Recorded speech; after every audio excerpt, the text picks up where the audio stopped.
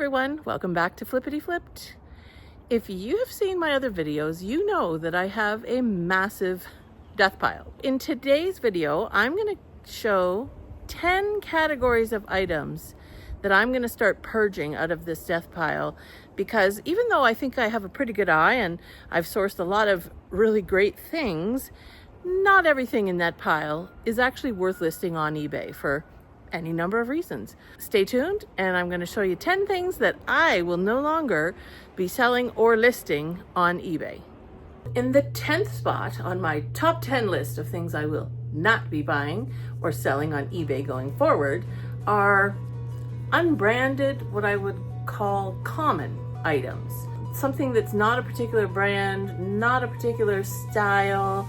Maybe it has the cute factor going for it, but not going to be a big hot seller on eBay. Have an example for you actually right here. There's a little ceramic candle holder, but no branding, not that spectacular, special, not vintage, it's not handmade, mass produced.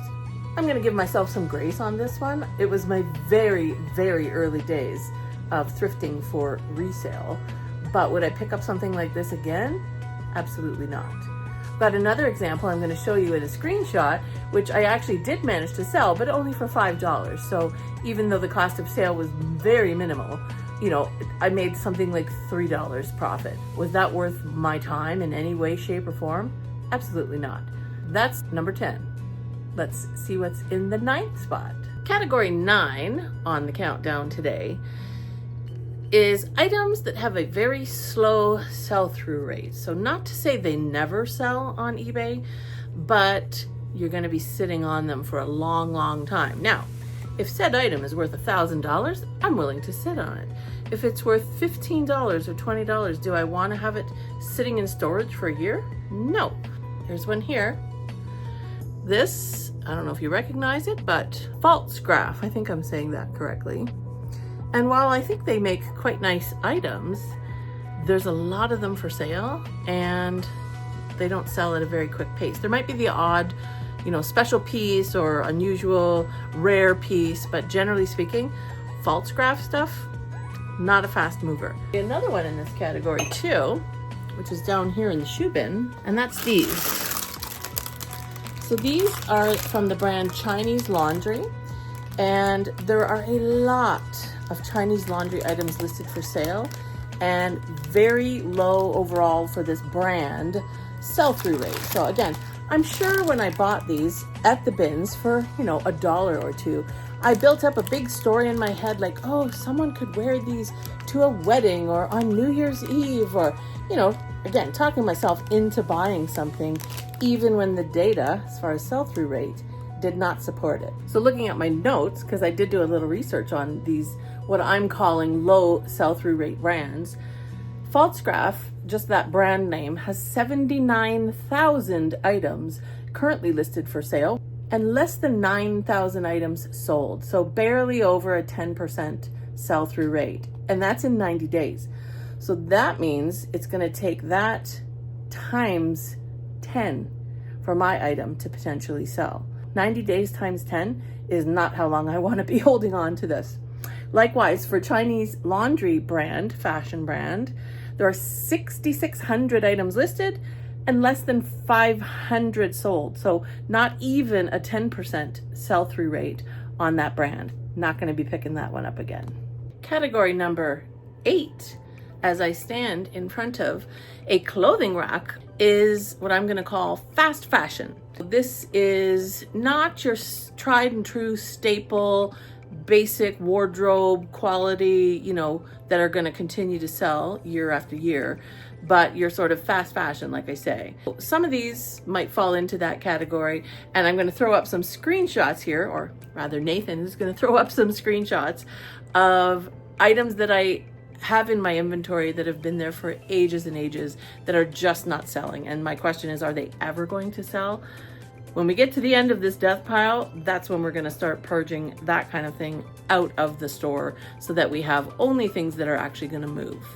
Category number 7 is what I'm going to call brands that are oversaturated or items that are oversaturated and have potentially dropped greatly in value compared to what they used to sell for. So I have an example here, which is Vera Bradley.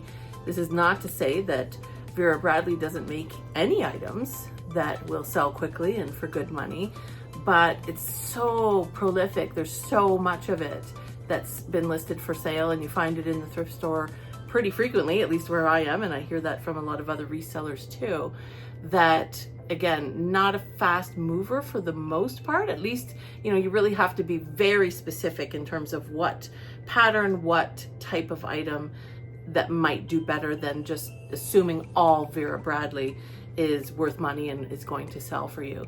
Another brand that has certainly changed is Lululemon. There was a time when Lululemon was selling like hotcakes for top dollar.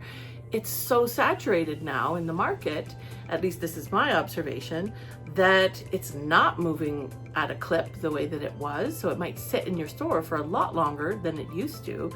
And the price that you can sell it for has definitely dropped as other brands have kind of moved up into that top position as far as sportswear. So again, that's just another category that we need to be more thoughtful about and not just assume that a particular brand name is going to automatically sell. That changes over time, and that's not always going to hold true. Coming in at number 6 on today's countdown is a category I'm going to call flawed items. Items that aren't quite up to snuff, but maybe with a little elbow grease and a little bit of, you know, magic, we can make them good as new. Best of intentions, right? Let me show you a few examples. These are some boots that are overall Ariat boots. They're in very decent condition, but you can see a bit of wear on the toes. Are they going to look great with some polish, maybe some leather conditioner? You bet. Is that going to take more time? And am I going to procrastinate doing that? Very likely so. Here's a wallet, Samsonite leather wallet, nice little lilac purple color. It's looking a little tired, needs a little probably leather cleaning. Can't just list it right on eBay. Well, I mean, I could if I was willing to greatly lower the price, and that may be how we have to deal with these. But certainly, you know, my intent is to sell a top quality product to my buyer, so that doesn't quite meet the standard right now. And then finally, like a handbag, and I have to admit, I am guilty of this a lot. I love handbags. This is a vintage Fossil. But check it out, water spots on the back. So do I think I can get this out and make this, you know, almost good as new? Yes, I do. But am I going to take the time for that right now when I have thousands of other items to deal with? Possibly not. So items with flaws, no more. Category 5 on today's list, as you maybe can guess from this item, is items that are large or bulky that you're going to have to store. So unless they have a high, fast sell-through rate and are going to bring a decent profit, which I'm sorry to say, these guys are not, we don't want this clogging up our space where we could be storing inventory that is going to sell for more money and faster. I'm going to take you to the storage unit where I have a potential other couple of items that fit into this category that need to go bye-bye. Speaking of large, bulky items, is this case big enough for you? So it's a Bowtech archery case. I picked it up at the Goodwill bins, and on that particular day, my average cost per item was 98 cents. So it's not like I have a lot into this, but look how big this thing is that I've been storing, of course, and not listing. So this is gonna go home with me, and it's gonna get up on Marketplace. In the meantime, it's storing some other bulky decor and other items. So I think we found something that we're gonna deal with. We can rethink in the future, not buying something like this again. Category number 4, we're counting on one hand now. Time-specific items. So these are items that are tied to a particular year, a particular event.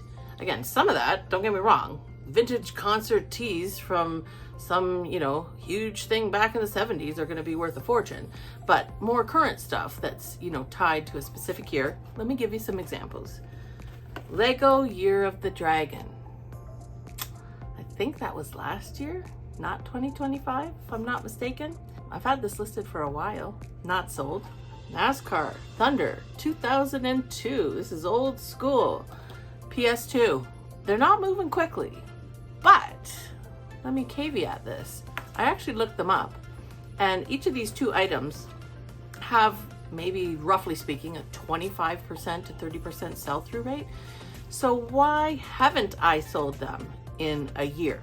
Because with a 25% sell-through rate, if you're priced properly, you should sell it in 4 times 90 days. That would be a year. Lesson for me here on these items is I need to regularly revisit the price that I'm asking, because it's not that they never sell, but maybe they're just not selling for the price I've got them listed for. It's gonna be a little trickier to sell than something that's like evergreen, is not tied to a particular year. Number 3, and hear me here, I'm not trying to bash on any particular platform, but for me, low dollar value items on Poshmark, because of the minimum $4 fee. Not only do they charge 20%, but there's actually a minimum on there of $4. So let me give you an example. I sell a Disney Kermit the Frog hat, for an adult by the way, not a child. I'm here to absolutely clarify once and for all, this hat is for all people. I would wear this hat and I am not an adult. For $13 with discounted shipping, so essentially I sold it for $10. After Poshmark takes their $4 fee out of my $10 sale, I'm left with $6 minus the cost of the item, which thankfully was only $1 something. But you can just see how selling low dollar items on a platform that has a minimum $4 selling fee is not gonna be worth your time and not gonna make you a lot of money. Category 2, the runner-up, not the worst, is items that have a high buy-in cost, unless, so I'm putting a caveat here, they have a quick proven sell-through rate with quick proven high comps, meaning, you know, something that we know is almost guaranteed, there's no guarantee, but almost guaranteed to sell quickly and for good money. So I'll give you my example. I bought a Ted Baker purse when I was on vacation in Mexico, carried away with the spirit of vacation and feeling a little, you know, risky with my purchases. But I paid $65 for this Ted Baker handbag. Looked up comps in the store, or at least I thought I did. But when it came to listing, I thought it was going to be worth $100 or $150. That did not turn out to be the case. After many months, I finally sold this handbag for $80 on Poshmark. Remember what I said about Poshmark and a $20% fee.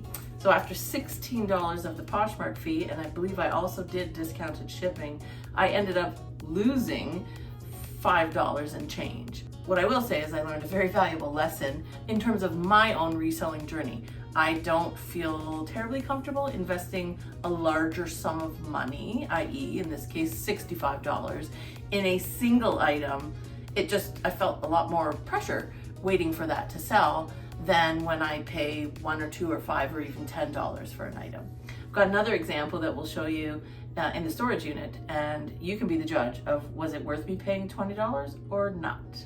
I'm not quite sure what possessed me on this particular day at Goodwill, but it was probably because this item is actually in such good shape.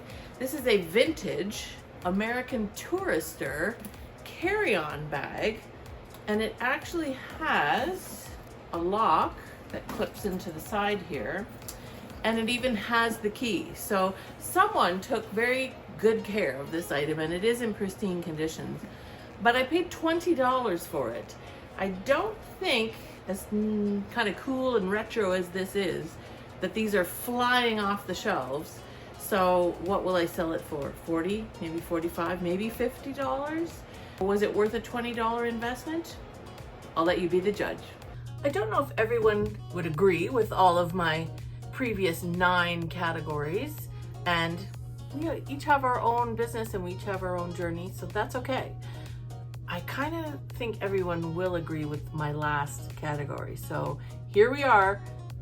Category number 1 of items that I will not be selling or trying to sell on eBay in the future are, drumroll please, anything that could risk my eBay account. So I have a great example of this, and it's something that just got listed in the last couple of weeks, and it is this: a knockoff Nintendo gaming system.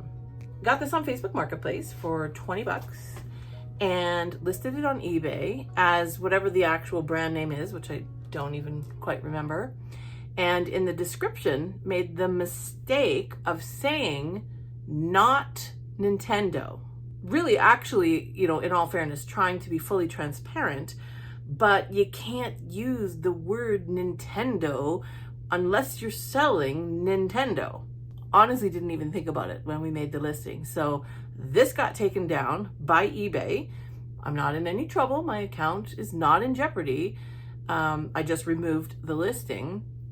However, if I was to try this again, or with some other items, and you get, you know, too many of those kinds of strikes on your eBay account, you could be in big trouble. And there's no way I'm going to risk my whole business on eBay over something that is not even the real brand name. And that applies to, you know, anything that could be fake.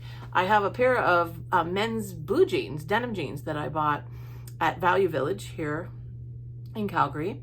Paid $20 for them because they are Versace, made in Italy. I'm thinking twice. They're in the death pile over there in the storage unit, but I'm thinking twice about whether I actually want to list them on eBay, because I'm pretty sure that a lot of those types of brand names can get flagged fairly quickly. And did I buy them myself? No, I bought them at a thrift store. Can I prove without a shadow of a doubt that they're real?